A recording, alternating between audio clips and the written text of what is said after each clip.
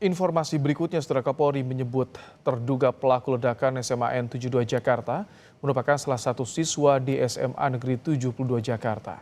Sesaat sebelum kejadian, aktivitas terduga pelaku sempat terekam tengah membonceng motor menuju sekolah.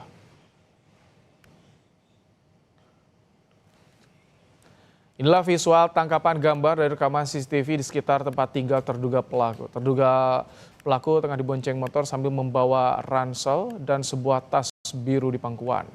Visual ini terekam saat terduga pelaku hendak berangkat sekolah. Menurut keterangan Ketua RT setempat, terduga pelaku merupakan sosok yang tertutup dan tidak pernah bersosialisasi dengan warga. Di sana sudah mulai di kamar, jarang keluar rumah, jarang bergaul. Menutup diri gitu? Iya, ada komunitas hampir setiap hari ada kegiatan, tapi tidak ada pernah join di sini bermain sama-sama anak ini, nggak pernah. Kapolri menyebut hingga kini terduga pelaku peledakan di SMAN 72 Kelapa Gading masih berjumlah 1 orang, yaitu seorang siswa di SMAN 72. Terduga pelaku masih menjalani perawatan di rumah sakit. Kapolri menyebut masih menelusuri kemungkinan keterlibatan pihak lain dan mendalami apakah terduga pelaku terpapar paham tertentu.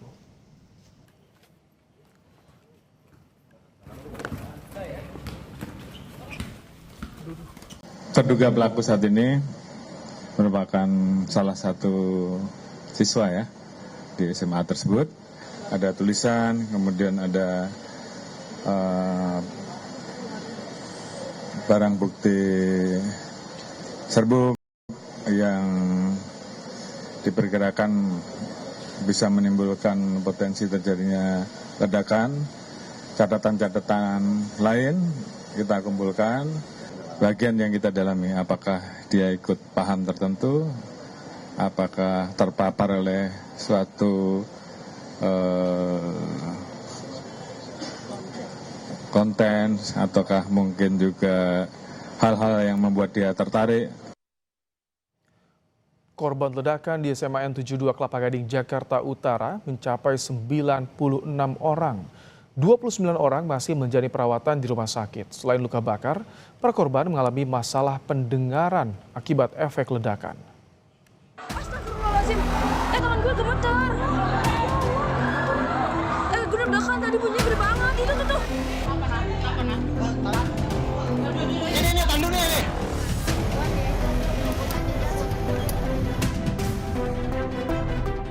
Sehari pasca ledakan di SMAN 72 Kelapa Gading, Jakarta Utara, suasana instalasi gawat darurat Rumah Sakit Islam Cempaka Putih pada hari Sabtu sudah tak sibuk seperti Jumat siang.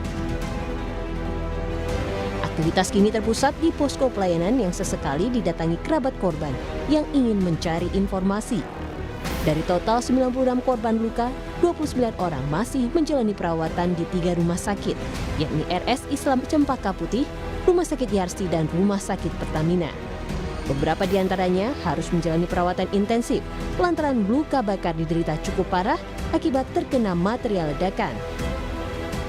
Adik saya itu kritis dari pasca operasi itu kritis dari jam 5 itu sampai jam 9 baru dikabarkan membaik sih Kak. Untuk sadarkan diri sih belum sih Kak, masih belum sadarkan diri dan ya alhamdulillah udah berhasil melalui krisisnya itu. Dia lagi mau sholat, terus ada tiba-tiba ada ledakan gitu. Jadi ya korban juga panik juga keluar. Pihak rumah sakit menyebut selain luka bakar, rata-rata para korban mengalami masalah pendengaran akibat ledakan. Kami merasa bahwa pemulihan itu secara jasmani akan terjadi dengan cepat karena karakter anak-anak masih muda, kecuali pada bagian pendengaran yang sekitar 2/3 mengalami gangguan pada pendengaran. Namun tentu pemulihan setelah jasmaninya kembali normal merupakan tugas besar kita bersama, yaitu konseling psikologik dan lebih penting lagi bagaimana pencegahan agar hal ini tidak terjadi kembali. Polda Metro Jaya telah membuka pusat trauma healing bagi korban di Rumah Sakit Islam Cempaka Putih. Tak hanya itu, pendampingan psikologi dan pusat trauma healing juga diberikan di sekolah. Karena peristiwa ledakan yang terjadi di SMA N72 ini tak hanya melukai fisik para korban, namun juga menyisakan trauma bagi keluarga dan juga pihak sekolah. Tim Liputan, Kompas TV. Perkembangan terkini terkait korban ledakan SMA N72 Kelapa Gading akan disampaikan jurnalis Kompas TV Niko Anggriawan dan Gahniar di Rumah Sakit Islam Cempaka Putih. Selamat malam, Niko. Bagaimana perkembangan terkini soal perawatan korban akibat ledakan di SMA N72, Niko?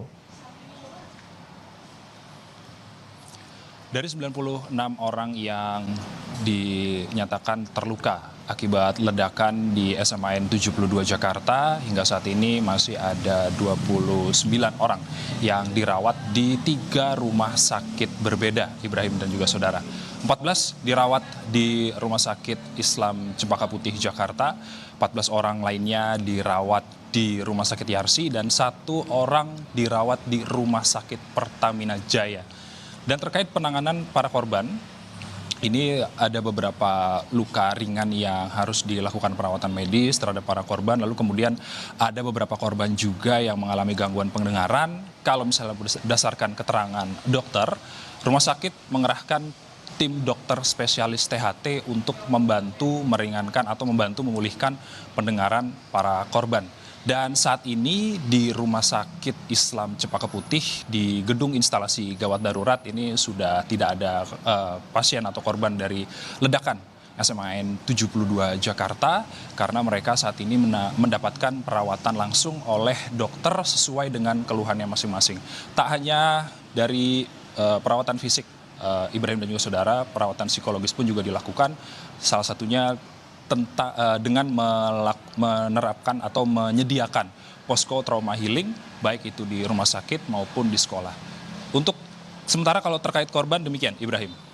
Niko, ini kan terduga pelaku juga masih dirawat. Nah, bagaimana informasi soal proses penyelidikannya?